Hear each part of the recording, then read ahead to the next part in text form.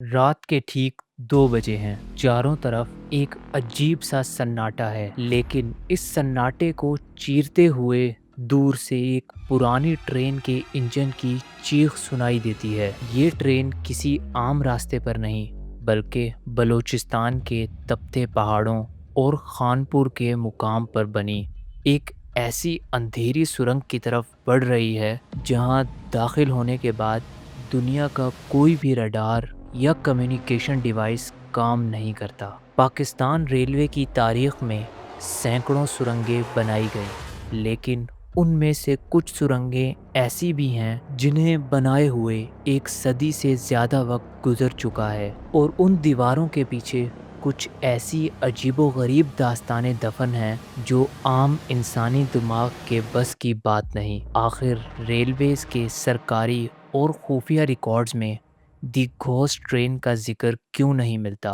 کیوں پاکستان کے بڑے سے بڑے اور نڈر انجن ڈرائیورز بھی رات کے وقت ان سرنگوں سے گزرنے سے پہلے اپنا دل پکڑ لیتے ہیں؟ آج ہم کھوجستان میں تاریخ کے ان پنوں کو پلٹنے والے ہیں جن پر برسوں سے خاموشی کی چادر ڈال دی تھی۔ یہ سلسلہ شروع ہوتا ہے سن 1880 میں۔ برطانوی حکمران ہر قیمت پر بلوچستان کے بولان پاس اور پنجاب کے سرحدوں تک ریلوے ٹریکس کا ایک ایسا جال بچھانا چاہتے تھے جو ان کی فوج کو تیزی سے موو کر سکے، لیکن راستے میں کھڑے تھے وہ پتھریلے اور سنگین پہاڑ جنہیں کاٹنا انسانی طور پر ناممکن لگتا تھا۔ انگریز انجینئرنگ نے یہاں اپنا پورا زور لگا دیا، لیکن انہیں نہیں معلوم تھا کہ وہ کس چیز کو چھیڑنے جا رہے ہیں۔ سنگین گرمی، زہریلے سانپ اور چٹانوں کے اچانک گرنے سے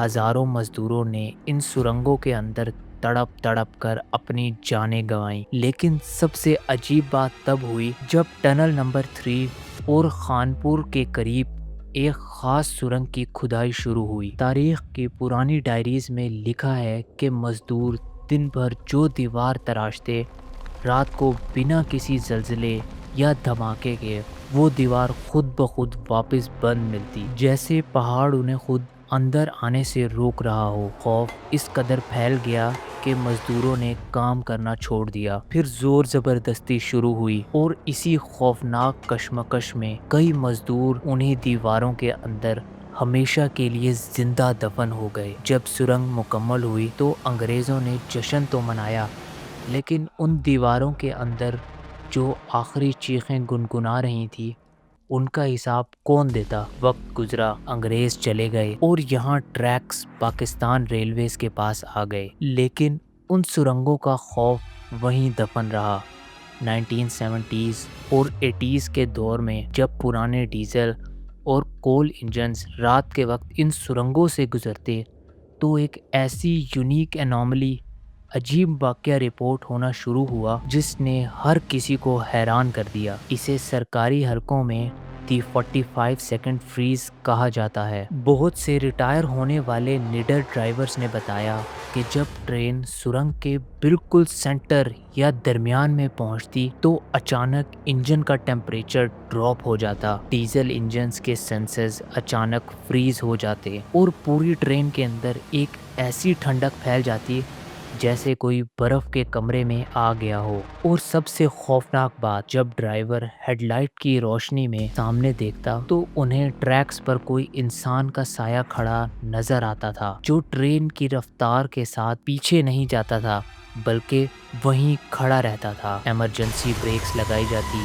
ویل سے چنگاریاں نکلتی، لیکن جب باہر نکل کر چیک کیا جاتا تو ٹریکس بالکل خالی ہوتے۔ وہاں نہ کوئی انسان ہوتا، نہ کوئی جانور، صرف ایک عجیب سی بھاری خاموش۔ اگر ہم سائنس اور ایکوسٹکس کے ترازو میں اس داستان کو تولیں تو اس کا ایک بڑا ٹیکنیکل جواب ملتا ہے۔ جب ایک ہزاروں ٹن بھاری ٹرین کسی بہت ہی تنگ اور بند پتھر کی سرنگ سے 80 کلومیٹر پر آور کی رفتار سے گزرتی ہے تو ہوا کا دباؤ اتنا بڑھ جاتا ہے کہ وہ انسانی کان کے پردوں پر اثر ڈالتا ہے۔ اسے سائنس کی زبان میں ایکوسٹک ریزوننس اور آڈیٹری ہیلوسینیشن کہتے ہیں۔ اس ماحول میں انسانی دماغ اندھیرے میں ان چیزوں کے شیپس بنانے لگتا ہے جو اصل میں ہوتی ہی نہیں۔ لیکن پھر ان سرکاری لاگ بکس کا کیا جواب دیا جائے، جہاں الگ الگ سالوں میں الگ الگ ڈرائیورز نے بنا ایک دوسرے سے بات کیے بالکل ایک جیسی پرچھائیاں اور ایک جیسے ٹیمپریچر ڈراپ رپورٹ کیے؟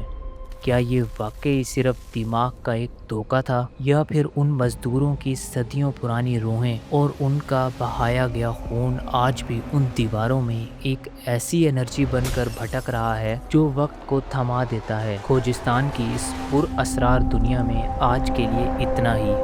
یہ فیصلہ میں آپ پر چھوڑتا ہوں کہ آپ اسے ایک صدی پرانا وہم سمجھتے ہیں، یا ریلویز کی تاریخ کا وہ سچ جو کبھی پنوں سے باہر نہیں آ سکا۔ اپنی رائے نیچے کمنٹ سیکشن میں لازمی لکھیں۔ اگر کانٹینٹ پسند آیا ہو تو کھوجستان کو لائک اور سبسکرائب ضرور کریں تاکہ ہم اگلی بار ملیں ایک اور نئے راز کے ساتھ۔